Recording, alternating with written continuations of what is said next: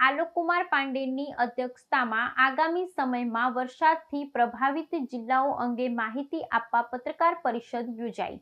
રાહત કમિશનર શ્રી આલોકકુમાર પાંડેની અધ્યક્ષતામાં આગામી સમયમાં વરસાદથી પ્રભાવિત જિલ્લાઓ અંગે માહિતી આપવા પત્રકાર પરિષદ યોજાઈ। State emergency operation centre Gandhinagar ખાતે રાહત કમિશનર શ્રી આલોકકુમાર પાંડેએ આગામી સમયમાં રાજ્યમાં સૌરાષ્ટ્ર, કચ્છ અને મધ્ય ગુજરાતમાં ભારેથી અતિભારે વરસાદની આગાહીની માહિતી આપતા જણાવ્યું હતું કે આજે મુખ્યમંત્રી શ્રી ભૂપેન્દ્ર પટેલ એસસીઓસી ગાંધીનગર ખાતે આઈએમડીના અધિકારીઓ, એનડીઆરએફ, એસડીઆરએફ, અન્ય વિભાગો તેમજ વરસાદથી પ્રભાવિત જિલ્લાના કલેક્ટરો સાથે વિડીયો કોન્ફરન્સના માધ્યમથી જોડાઈ ત્યાં થયેલી રાહત, બચાવ અને અન્ય કામગીરીની સમીક્ષા કરી હતી। અત્રે ઉલ્લેખનીય છે કે ગુજરાતમાં ચોમાસાની સ્થિતિ સંદર્ભે રાહત કમિશનર શ્રી આલોક પાંડેની અધ્યક્ષતામાં એસસીઓસી ગાંધીનગર ખાતે વેધર વોચ ગ્રુપની બેઠક યોજાઈ હતી, જેમાં ભારતીય હવામાન વિભાગના અધિકારીશ્રી દ્વારા બેઠકમાં આગામી અઠવાડિયા દરમિયાન ગુજરાતમાં ભારેથી અતિભારે વરસાદની આગાહી બાબતે વિસ્તૃત માહિતી આપવામાં આવી હતી।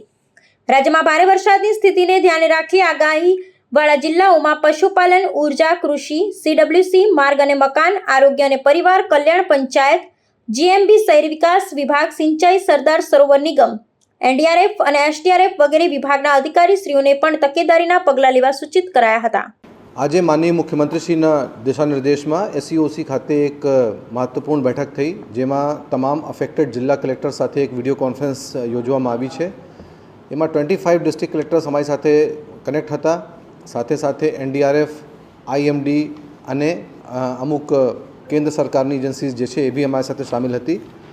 આઈએમડીના બતાવ્યા પ્રમાણે એક એમને પ્રેઝન્ટેશન કર્યું છે, એ પ્રમાણે અરેબિયન સી એમાં એક લો પ્રેશર સર્જાયું છે અને એના કારણે નોર્થ ઇસ્ટ ડાયરેક્શનમાં ક્લાઉડ્સ અને વિન્ડના ડાયરેક્શન હોવાના કારણે વરસાદના પ્રમાણ સૌરાષ્ટ્ર અને કચ્છમાં બહુ વધારે છે અને આવતા 2 દિવસ સુધી વરસાદ રહેશે। આજે એક્સ્ટ્રીમલી હેવી રેનફોલની જે છે એ આગાહી છે અને આવતીકાલે વરસાદ ઓછી થશે, વેરી હેવી રેનમાં કન્વર્ટ થશે, પણ તેમ છતાં આવતીકાલ 10, 10:30ની આજુબાજુ આઈએમડી નવી ફોરકાસ્ટ જ્યારે ગાઈડલાઇન જારી કરશે ત્યારે અમને ખ્યાલ વધારે પડશે। અત્યાર સુધીમાં જે વરસાદ છે એમાં સૌથી વધારે વરસાદ બોટાદ જિલ્લામાં છે। બોટાદ જિલ્લાના જે તાલુકા છે બરવાડા, એમાં 178 મિલીમીટર વરસાદ થઈ છે।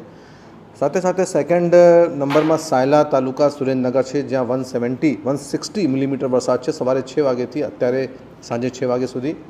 એનડીઆરએફ અને એસડીઆરએફની જે ટીમ્સ છે, 12 એનડીઆરએફની ટીમ્સ જુદા જુદા જિલ્લાઓમાં મોકલવામાં આવી છે, જેમાં બોટાદ જિલ્લામાં 2 મોકલી છે અને અન્ય જિલ્લાઓમાં પણ એનડીઆરએફની ટીમ આ રીતે મોકલવામાં આવી છે કે એસડીઆરએફ અને એનડીઆરએફ બંને કમસે કમ એક ટીમ દરેક જિલ્લાઓમાં ઉપસ્થિત રહે। એસડીઆરએફની 20 ટીમ્સ છે। ડાંગ સિવાય તમામ જિલ્લાઓમાં અત્યારે એસડીઆરએફ અથવા તો એનડીઆરએફની ટીમ ઓલરેડી ડિપ્લોય થઈ ગઈ છે। જે છેલ્લા 1.5 દિવસથી વરસાદ ચાલુ છે એમાં વીજળી પડવાથી, લાઇટનિંગના કારણે, તેજ પવન, થંડર સ્ટોર્મ, દિવાલ પડી જવાનાથી અને તળાઈ જવાથી, એટલે ડ્રોનિંગ, એ 3-4 કારણો છે મેઇન, જેના કારણે જુદા જુદા જિલ્લાઓમાં 18 જેટલા હ્યુમન લોસ ઓફ લાઈફ છે। એ જ રીતે પશુ મૃત્યુ પણ રિપોર્ટેડ છે। કાચા મકાન અને પાકા મકાન પણ અંશતઃ જે છે તૂટી ગયા છે, એની રિપોર્ટ પણ આવી છે। એના માટે જિલ્લા કલેક્ટર્સને ગ્રાન્ટ આપવામાં આવી છે અને પોસ્ટમોર્ટમ અને બાકી વહીવટી પ્રક્રિયા પૂરી કરીને તાત્કાલિક એમને ગ્રાન્ટ ફાળવવામાં આવે, એક્સ ગ્રેશિયા છે એમને આપવામાં આવે, એના માટે પણ સૂચના આપી છે।